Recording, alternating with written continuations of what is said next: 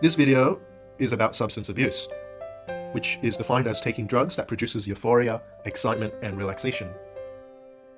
Substances used in drugs include stimulants, which arouses and accelerates activities. It has the short-term effects of euphoria, well-being, and increasing alertness, self-confidence, and energy. Psychostimulants increases extracellular monoamines, which affects D1 and D2 receptors.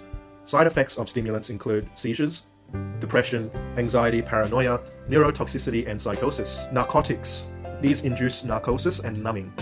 There are also opiates and morphine, which opens mu opiate receptors in the nucleus accumbens, which in turn stimulates dopamine release. Mu receptors modulate the opioid peptide systems, and this has major effects on euphoria, well-being, drowsiness, and relief of pain. Basically, this inhibits GABA inhibition, so meaning there's more GABA being released. Side effects of opiates include chronic constipation, tolerance or withdrawal of the drug, as well as coma and death. Opiates bind to the cortex, to the movement and sensory cortex, the cingulate cortex, which is in charge of judgment, the thalamus, and spinal cord, which causes pain. Hallucinogens are drugs that produces hallucinations. The mesolimbic dopamine reward pathway is responsible for substance abuse. It includes the nucleus accumbens, which is a major reward area that releases dopamine from dopamine cells, and it is influenced from dopamine cells that are located in the ventral tegmental area, or the VTA. Through experiments involving rats, they are known to engage in self-stimulation, in which they administer electrical stimulation to the median forebrain bundle between the VTA and NA, and this stimulates the lateral hypothalamus, which is in charge of food reward. An invasive tube measures electrical activity in the brain, which is known as micro-dialysis. Evidence of dopamine involvement in reward includes that drugs that increase dopamine causes the rats to self-stimulate, and thus they become inhibited by dopamine receptor antagonists or blockers. Natural rewards such as food, sex, also increase dopamine. Rats tend to self-stimulate dopamine agonist drugs. There is a rewarding effect present in drug abuse since it inhibits dopamine receptor antagonists, and also experimenters lesion the dopamine cell 6-OHDA. As a result, this kills off the dopamine cells over time, since more dopamine is encouraged to be released. And we get this feeling of a rush if we take a drug that releases, because it releases dopamine, and that rush is anticipation for the VTA signals prediction error, which is used in anticipation, and by signaling this error of value, it produces greater dopamine than even the reward itself. So anticipation for the reward becomes of a greater amount compared to the reward itself. Pharmacology.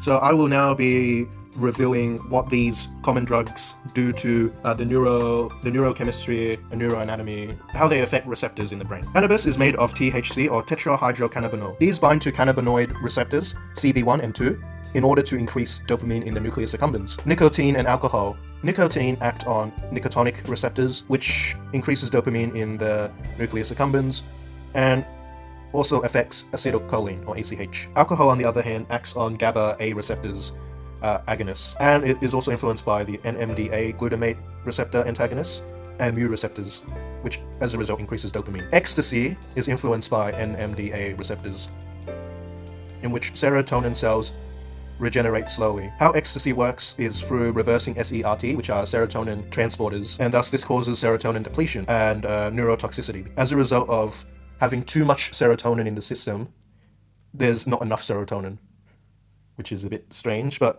as a result, neurotoxicity is brought about, and this causes anxiety, depression, and reduces social interaction. Cocaine blocks DAT, or dopamine transporters.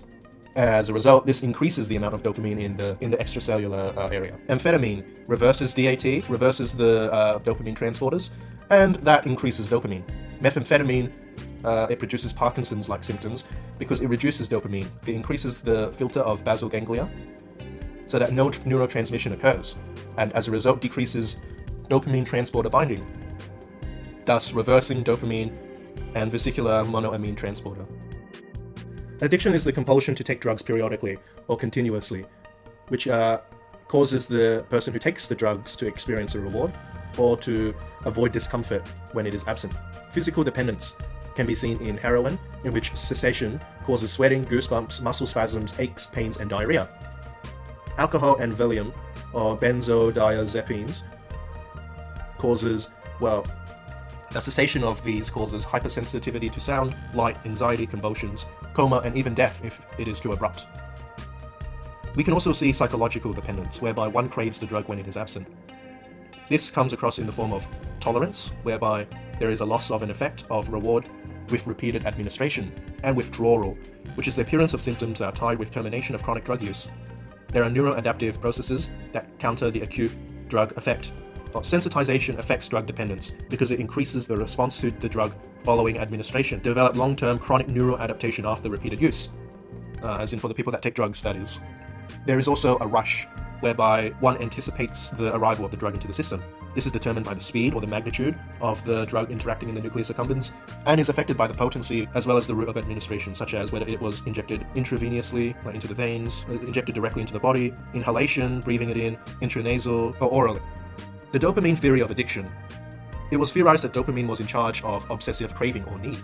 A limit to this theory, however, is that aversive stimuli like stress, aggression, and pain also increases dopamine release. Mice without dopamine transporters or DAT still self-administer cocaine. Individual differences also are prevalent in respondents to dopamine. So one might ask, where does this craving for a drug come from, if not solely from dopamine? Well, we can see that glutamate is involved in craving and is to do with learning from environmental cues and earned association, which affects the prefrontal and orbitofrontal cortex.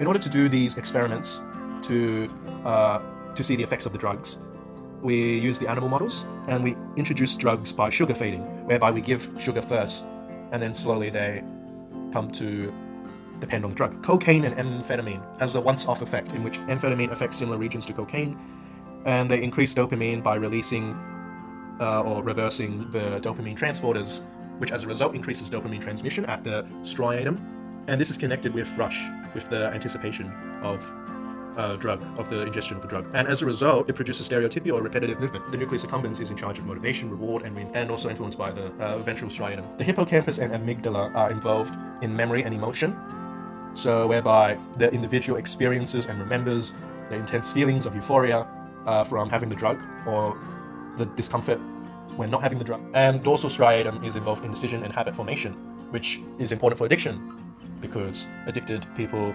rely on these habits of ingesting the substance. The prefrontal cortex is involved in decision and control, and as stated before, the orbitofrontal cortex is important for drive, the value of a reward, and it can see a shift in saliency, whereby one only notices the drugs. They don't notice anything else except the substance that they come to associate pleasure with. This shift in saliency increases the activation of the orbitofrontal cortex, and the drug becomes more salient than anything else. The orbitofrontal cortex, its activity increases the drug taking in addicts, which enhances reinforcing properties that bring about compulsive drug seeking and usage. Glutamate influences and comes from the amygdala, the anterocingulate cortex, the dorso prefrontal cortex, the parahippocampal gyrus, which increases in the nucleus accumbens. And glutamate is involved in learning association with drug taking environment, and as a result produces craving. The subcortical area takes over when no PFC or no prefrontal cortex is in control, and thus in a way the drug hijacks the brain, in which only the free aspects of reward, drive, and memory are involved and in control. As a result of prolonged drug use, this decreases the amount of total dopamine, produces more glutamate, and makes individuals more impulsive.